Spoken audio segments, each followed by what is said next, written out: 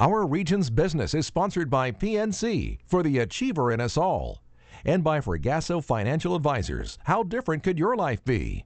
Fee-based investment management securities offered through LPL Financial, member FINRA SIPC. Our region's business. Innovation, transformation, momentum, improving our communities and driving technologies that will shape our region for generations. The collaboration that brings vitality, prosperity, and life to living. Stay with us for the coming half hour as we examine in depth our region's business. Now, here's your host, Bill Flanagan. Today on Our Region's Business, is our energy future blowing in the wind?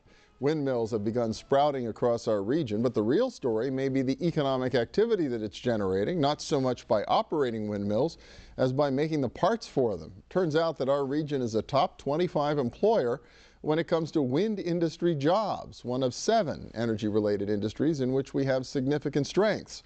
So in this installment of our occasional series on energy-related industries, we're focusing on the jobs that are being created, the companies in the supply chain, and the wind opportunity itself. We begin with Jim Spencer, President and CEO of Everpower Wind Holdings, based right here in Pittsburgh. Welcome, good to see you. Good to be here, Bill. Yeah, well, for folks who don't know Everpower, what is it exactly that you guys do? I like to explain ourselves in an analogy to a real estate developer. We are a developer, owner, and operator of wind farms. What that means is that we identify sites we think are suitable. We study the wind regime on that site. We permit the sites. We then construct our wind farms and then own and operate them for their lifetime, generally 20 years. Wow, how long has the company been around? We were founded in 2003. So relatively new. We've watched the wind farms sprout all around us ever then. Yes. Why? How did it come about in the first place? Well, a number of the founders of the company were involved in the traditional fossil fuel generation industry. And when we exited that business, we thought that we'd like to do something a little different, staying with what we knew.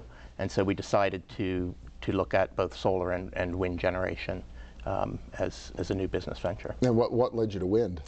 We think that it's the most efficient and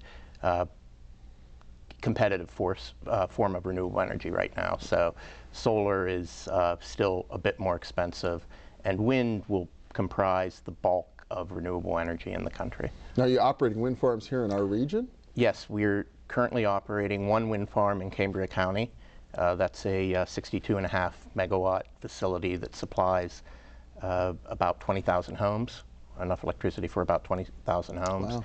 We have an expansion of that, slightly larger than the current facility, and we have a third project slated for construction in 2012. That is about double the size of our current facility, a very large facility. Is Pennsylvania a good place to be doing wind? We think it is. Yeah. We've focused on the state for some time. Basically, the wind resource is not the best in the country, but it's adequate. It ranks somewhere between 12th and 15th in terms of resource in the state. But the regulatory environment has been favorable. It's relatively painless to get the permits and other approvals that you need here.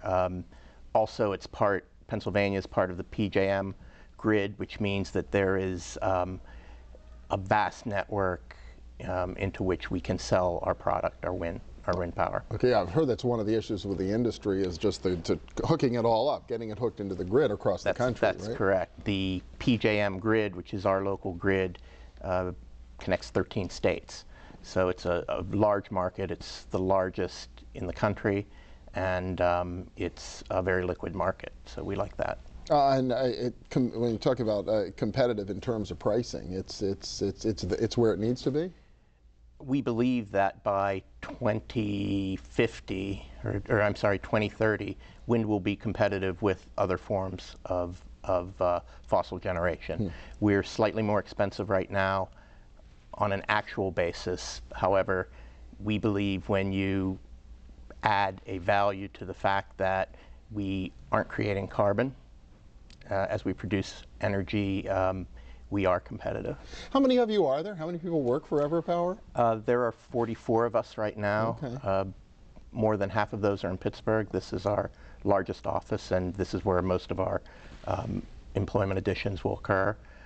We have the balance in an office in New York City and a small office in Portland, Oregon. So when you're building a windmill for one of these firms, you're bringing in outside contractors and their people to do the That's development. right. Our activities generate many, many more jobs than are in our company. For instance, we are employing right now, because construction has started in our second wind farm in Cambria County, we'll employ about 200 construction workers for about a year.